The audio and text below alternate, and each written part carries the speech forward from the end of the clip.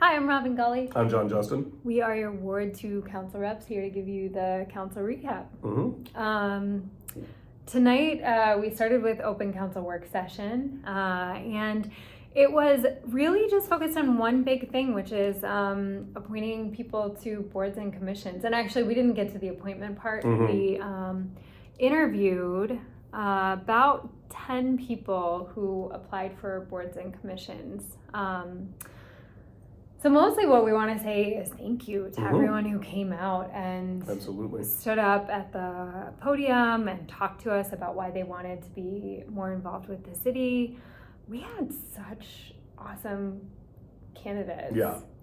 And there may be more too. We may be doing a second round of this in the next open council work session. So there may even be more, but and I mentioned this, but I'll mention it again because I think it's important. I think that it's a very different feeling of how many people we get applying, how many people go through the process than it once was here in the city. And I think that points primarily to just that our community is particularly engaged, particularly interested. These are volunteer positions. They don't pay you anything. They're thankless. And so to have lots of applicants to do this work really speaks well to, I think, the direction the city's going, that people want to be involved. They like what they see, but they want to do more. We're not only thankful, but I think it shines well on the city that we have a community that really wants to do these things. And we couldn't appreciate it more. And makes our life and our job much better to have people there to help us. So much. Yeah. So thanks to everybody who interviewed, and anybody who does interview, and anybody who applied but decided not to go through the interview process. Thank you to you too, because the applications still work and you're doing it. So. And I just want to point out, so we asked all the applicants basically the same questions, but one of the things that we asked was just about their favorite things in West St. Paul. And I think the things that we heard, they varied a little bit, but a lot of people said parks. Lots of parks, so, some people said like trails and sidewalks. So, the things that we like, which is maybe why I like to hear it, but I just want to say people really came out because they love our community, and that was a thing that came through loud and clear from these conversations with folks who were applying. They weren't applying because they felt like, they aren't fixing a nightmare. They aren't applying because everything's broken. They're applying because they want to take good things and make them better. Yeah. And I think that would be true across the board, and that is exactly what we need, is that forward momentum. And so again, it looks good. Yes. I'm excited. And that was it for open council work session. Then we went into council, and not a lot of, we didn't have any community comments today. We had one person call in and then hang up. So if you were the person you, email us, let us know what you wanted. Hung up, let us know what you were calling for. We didn't have any proclamations, and we didn't have any public hearings. We did have a few items under general business. The first one was, let me see if I can concisely explain this. We are required by state law to hold voting in healthcare facilities when they exist in our city. For the past several years, we have two actual healthcare and senior nursing home facilities. We have two actual facilities in our city. And it's how it's defined by the state, to be clear. That's a very strictured ruling of what qualifies and what does not. Right. For the last several years, we had also included in that pool 4 facilities that are just senior living communities. But actually there are 14 of those in our city, and we're not only not required to go to them, we don't go to the other ones at all. And we also get really limited voter turnout at those facilities. So we're not seeing that they're a huge need. We're not required to do it by state law, but more importantly, we felt like if we were going to continue doing holding elections at those particular sites, that we needed to do it for all of the sites that met the same criteria, which we just can't functionally do because we don't have the election judges to do it. So the discussion was about that. As a city, our intention is to discontinue having voting on those sites, but we don't want to leave anyone hanging. So if you live in a senior residence that's not a nursing home, that's like just a senior residence, and you voted on site the last in recent elections, we're gonna make sure that we send out a lot of information about how you can vote. But also you can reach out to us to find out if you have any questions about how you'll vote or where you need to go to vote. And we are going to step up, since we are making this change, we are going to step up the outreach that we do with all of the other facilities. So we're going to go to the 2, they're statutorily required. And there's a third one that might fall just on the line. I think we're going to go to that one too, is the impression. But then all the other ones, not just the 4 that we used to go to, but also the additional ones, we're going to get a lot of information out and a lot of assistance and training on how do people do the alternative forms of voting that they can choose to do. So we're actually probably helping more on the broad scale by it seems weird to restrict the number that you're bringing election judges to, but if we're also doing a lot of outreach, more outreach than we've done in the past to all of the other ones, that's about the most fair and equitable way we can do this. And that's really the goal. If we could do all, was it 14 or was it 16? I can't, might have been 14 plus the 2. The 2, yeah. If we could do all 16, sure, it'd be great. But you're talking party balanced election judges at every location. They can't be in 2 places at once. You're talking 3 elections. It's a lot. It's a lot more than it sounds like it. Yeah, and we can handle the 2.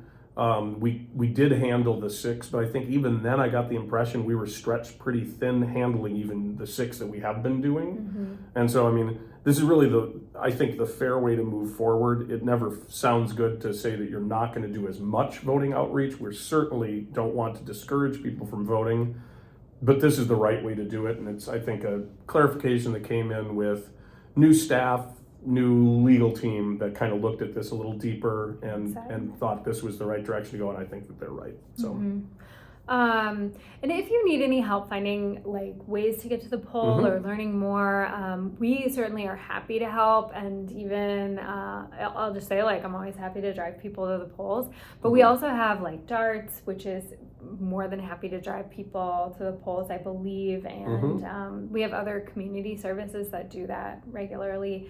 And if you are in one of these locations and you see a hole in how this can work and you see a problem with how you can vote, let the city know. We want to ensure that you can vote. We can't bring the election judges to you, but if there's a practical concern where it's like this makes it difficult for this group of people, even if it's not you, to manage to vote, we'll do everything we can to find a way for that not to be a practical consideration, whatever connections we can make. So yeah, and actually, strictly speaking too, if anybody is like actually physically unable to leave their houses, which most people in senior residences aren't, but then there are other ways that that we can help people to vote. Yep. So anyway, that's it on that. And then we talked about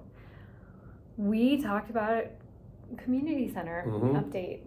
You want to tackle this? How do we tackle this one? So unfortunately, it's been a big conversation. Unfortunately, it's kind of come to light that we did do a survey. It was an opt-in survey. And unfortunately, there's 2 problems, one of which is sort of a logistical problem. It's always a problem with opt-in surveys. That it's going to be the people, the things you're going to hear from are people that have a very, very strong opinion on it. And so there's a chance that those, your respondents are not statistically right for the overall community. And I'll just use an example. I think it was 73% of the respondents said they would join a community center.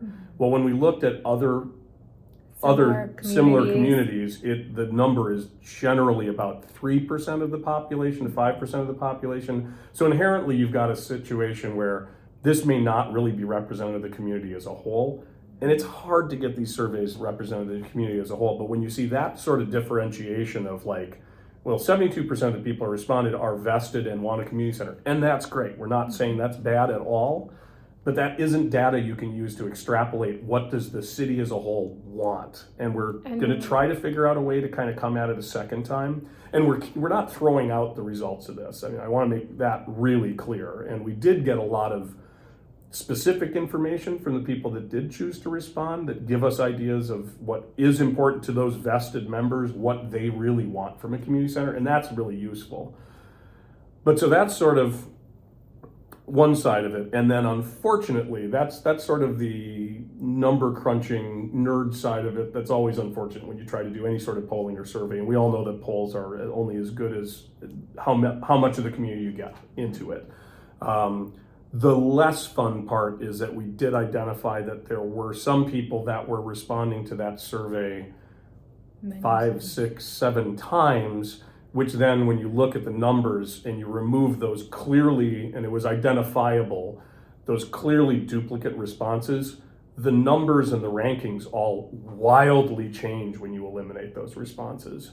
And so I guess just an ask as we move forward on this is, I understand that if you really care deeply, and it was not just on one side, it was also people that were multi-responding with, I don't want a community center, I don't want to give any money to it. We're also doubling down. So it wasn't like one group was organized in doing this, but I think people kind of, because they want to have their voice heard and it's really important to them, whether they're pro or anti this, kind of game the system in a way that makes the results really hard to use. Because once you see that that is clearly happening, then you kind of have to look at all the results with sort of a questioning eye, and you can't really build a lot of policy off of that. So I guess the ask as we move forward and we try to get more opt-in from a wider group of people, please try not to do that, because unfortunately what happens is the survey starts to get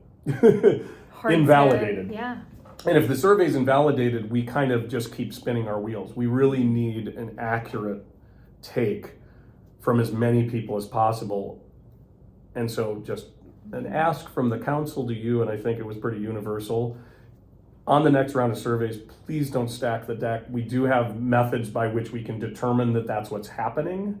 That's a lot of staff time spent on something we shouldn't have to be doing. And so it isn't going to actually get your voice louder. It's just going to kind of dissipate the ability to really get information. So yeah, I'm not shaming anybody. I understand it. I get it. I get when something's really important to you, you really, really want to push for it. And that's great. And advocacy is wonderful, but doing it by kind of pretending to be 7 different people responding to the same survey is not helpful. Doesn't help. It doesn't help at all. So we'll cross that bridge when we come to it. We're still working with what we've got. We're moving forward where we go. Go ahead. Oh yeah, I was going to say, yeah, we are. And the other part of this was that we got some numbers back from we did a feasibility study, mm-hmm. and we got a little bit closer to having like actual real numbers. Yeah.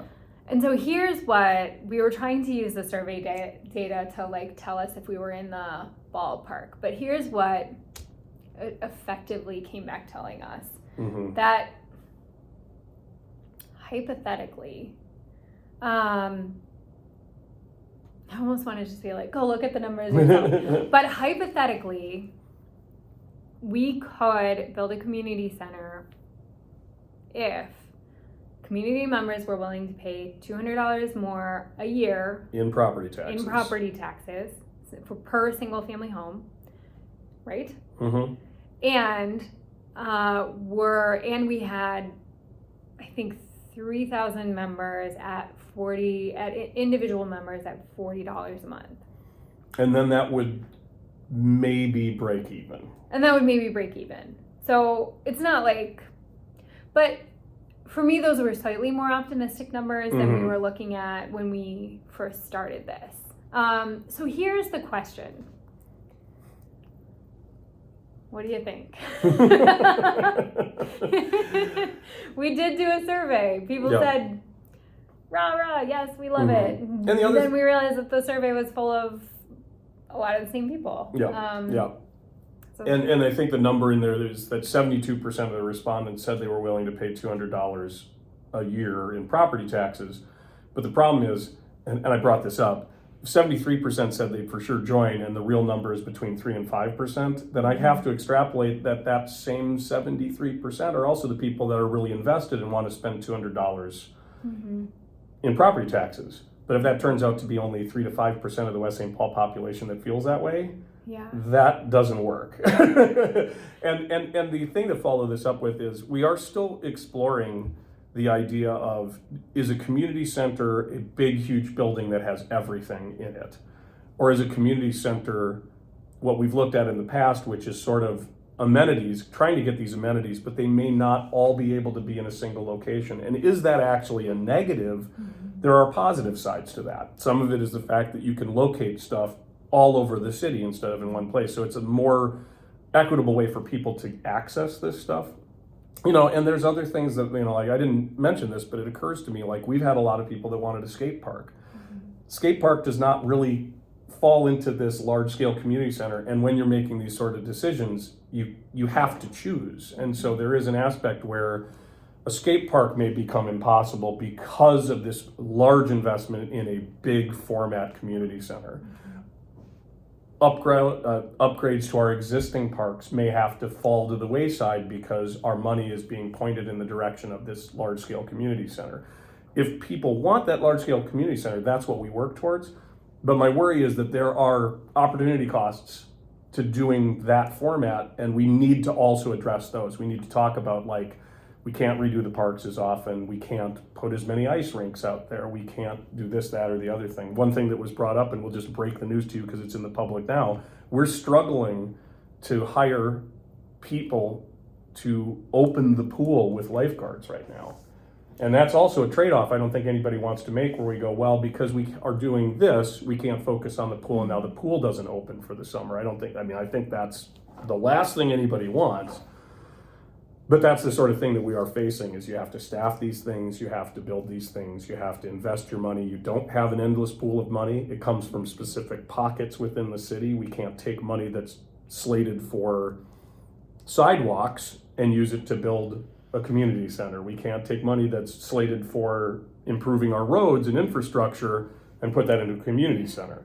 I mean, not just because it'd be terrible because things would fall into disrepair, but also just legally we just can't do that. We're actually not allowed to do that. So it's got to be taken as its own kind of thing. So it's a complicated process. We are not certainly stopping. We're not turning anything down. There's no intention of saying, nope, we're done.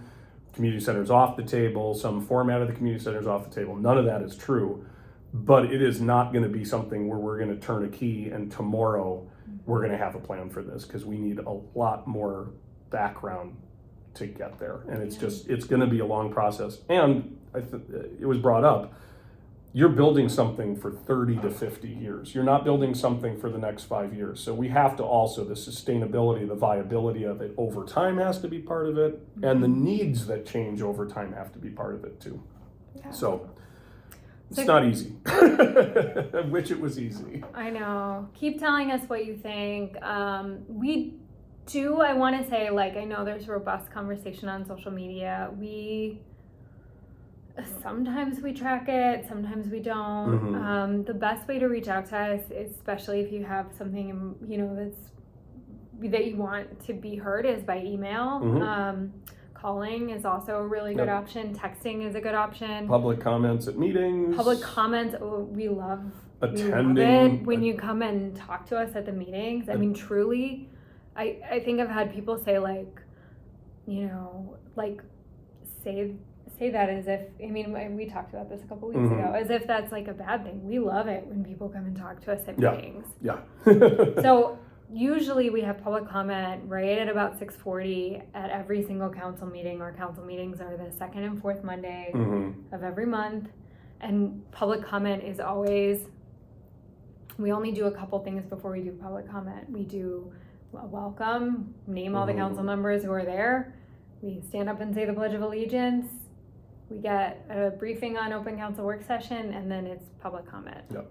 And we are continuing to have, as far as I understand, we will not be taking away the phone line calling. Yeah, so you can call in. So even if you can't make it here, or you don't want to make it here, which is fine, take advantage of that call in. It's all available, and we want to make it as available as possible, and we're going to keep doing that. So, and especially on those questions that we just asked, like, what does it mean to you? What do you want? What is the exchange worth for you? Like, how much are you willing to pay? Like, please come and talk to us about it. Yep. We really do want to hear what you have to say.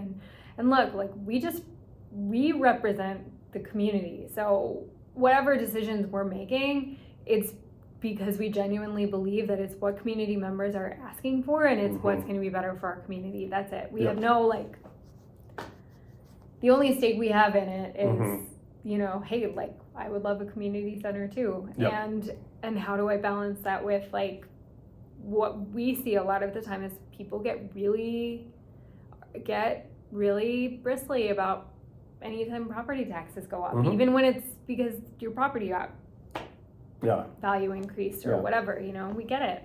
It's never fun to pay property taxes. I don't think anybody ever was like, woohoo, my property tax statement is here. I can't wait to see what I'm paying. I mean, I get it. I totally understand. But it legitimately, that's how we pay for everything from roads and sidewalks to possibly community centers, to upkeeping in our parks, to, any buildings that we need, to staffing things, like, that's all. Exciting things like sewer lining. Sewer lining, lift stations. Yep. Oh man. Yeah. And then the one thing I did want to mention, because I don't want to put somebody in an awkward position, do check the agenda before you show up to talk or call in, because if a community center discussion is on the agenda, even as public hearing or general business, we can't take public comments on anything that's on the agenda.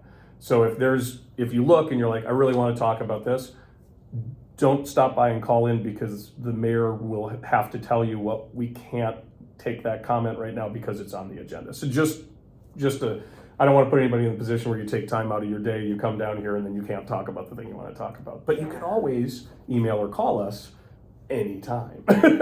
So that's always possible too. And most of the time, like, if there's a public hearing, though, the reason that we ask you not to talk about it in public comment is because there's a chance to talk about it. If it's a public hearing, you'll be able to talk about it at the time. So. The time where it gets weird is sometimes it has to be, like tonight, I think it was on general business, so it would have been on the agenda, but there's not a public hearing for that. There will be lots of public hearings as this process moves forward, and you're always welcome to come and talk during that time. But I just wanted to remove a little bit of the awkwardness. And no, it's not always easy to come up and stand in front of the podium in front of all of us and state your piece. It's a little intimidating, unfortunately. We try not to let it be that. Last thing I want is for you to go up there and be prepared and ready to go, and then we have to say, like, you can't say that.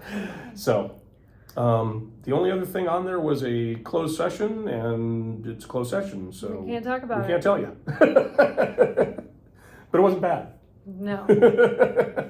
Yeah. No, it was about purchasing a property, which you could see if you exactly. So that's all we can tell you. And that's all we will tell you, because that's everything that was on the agenda, I believe. Yeah. All right. Thanks, everyone. Talk to you soon.